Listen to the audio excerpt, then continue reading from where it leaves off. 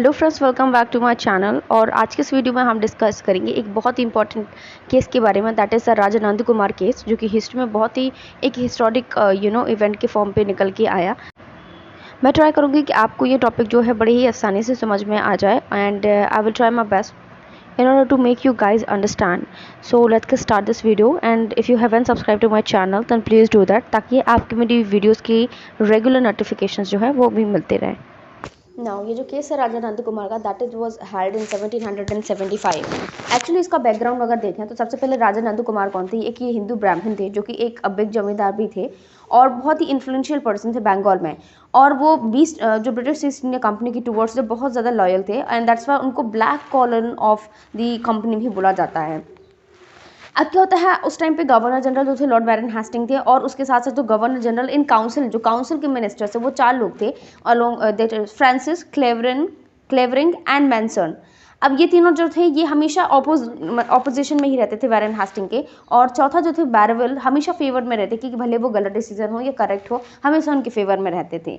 Now the majority of the group जो था, majority group जैसे कि फ्रांसिस, क्लेवरिंग और मेंशन का जो ग्रुप था, the investigated Nand Kumar to being the charges of the bribery and the corruption against the baron Hastings before the council.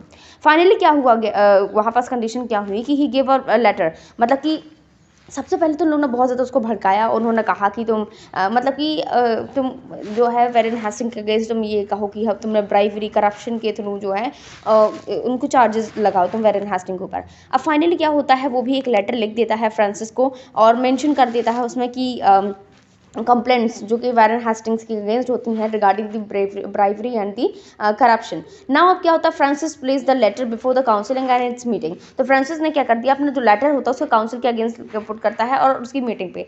अब क्या होता है, जो मेंशन था उन्होंने एक मोशन को मूव किया कि नंद कुमार जो है that should be called upon before their council, है ना, उनके सामने लाना चाहिए। और उन्होंने ऐसा डिसीजन भी पास किया, मोशन पास किया। लेकिन जो बैरन हेस्टिंग के जो कि प्रिसाइडिंग ऑफिसर थे काउंसिल का, वो इस चीज़ के अगेंस्ट थे, और इसीलिए जो है मिस्टर बैरवेल जो उन्होंने भी उस आइडिया को सपोर्ट किया। जो बैरन हेस्टिंग थे उन्होंने सजेशंस प्रपोज किया कि जो नंद कुमार था दैट वाज शॉर्ट कि वो instead of completing the file here, वो जो है सुप्रीम कोर्ट में जाकर के अपनी जो कंप्लेन है उसको पुट करे इन दिस काउंसिल, है ना, not here in this council. तो ये आइडिया जो था इसके थ्रू उन्होंने दिया था, मिस्टर बैरवेल ने उसको आइडिया को सपोर्ट करते हुए बोला।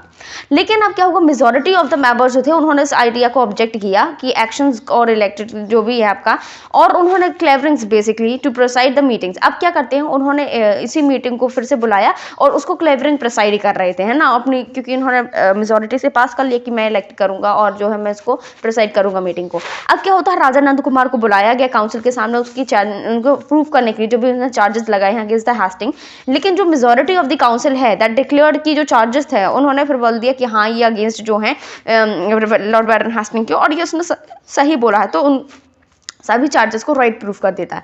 अब इसमें क्या होता है, जो हेस्टिंग था that declare to deposit the amount of, उनको बोला गया कि 3,54,105 रुपीज़ जो है आरडी, दैट इज उनको आपको क्या करना है, कंपनी के ट्रेजरी में डालना है। अब ये जो इवेंट है जो हेस्टिंग को बड़ा ही इसकी वजह से एक बिटर एनिमी बन गया आपका राजा नंद कुमार, और now he looked for opportunity to show him down. Obviously गलत चार्जेस क्योंकि उनके ऊपर लगा रहा था, तो वो चाह रहे थे कि मुझे कैसा मौका मिल जाए ताकि मैं इसको मतलब उसको देख सकूं क्या है।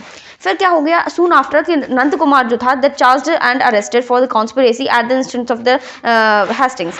अब उसके बाद क्या होता है कि कुछ ही दिनों बाद या फिर कुछ टाइम बाद क्या होता है कि नंद कुमार को अरेस्ट कर दिया जाता है। रीजन क्या लगाया गया कि आप जबरदस्ती उनके ऊपर कॉन्स्पिरेसी कर रहे हो अगेंस्ट दी हेस्टिंग्स।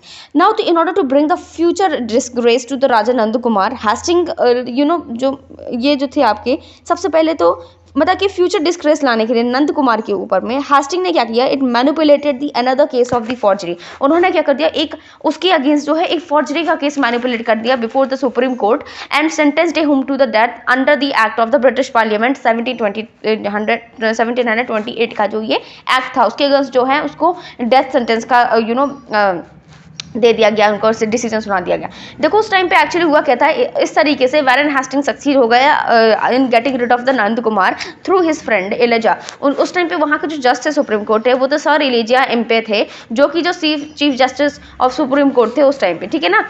सो ये जो ट्रायल था बेसिकली फाइनली हम क्या कंक्लूड कर सकते हैं कि जो नंद कुमार जो था दैट क्लियरली इंडिकेट्स कि जो सुप्रीम कोर्ट था basically you can say that failed to act with the wisdom and to impart the justice to the natives. Obviously ये तो सही था कि भाई उसने गलत उसके ऊपर इल्जाम लगाए थे, लेकिन क्योंकि इतना बड़ा उसने कुछ तो नहीं कह दिया ना कि जिसकी वजह से उनको सेंटेंस और डेथ सेंटेंस दे सकते थे, उसको और कुछ भी आप दे सकते तो कहीं ना कहीं नेटिव्स के अगेंस्ट थोड़ा सा यहाँ बोला गया कि एक पार्शियल डिसीजन नहीं लिया गया, गुड कंसाइज के साथ डिसीजन नहीं लिया गया। और आई होप आपको ये वीडियो बहुत ही ज़्यादा पसंद आई होगी। If you have any problem then do tell me on comment section of this particular video. Okay, thanks for watching the video and stay updated with me. So for this please subscribe to my channel.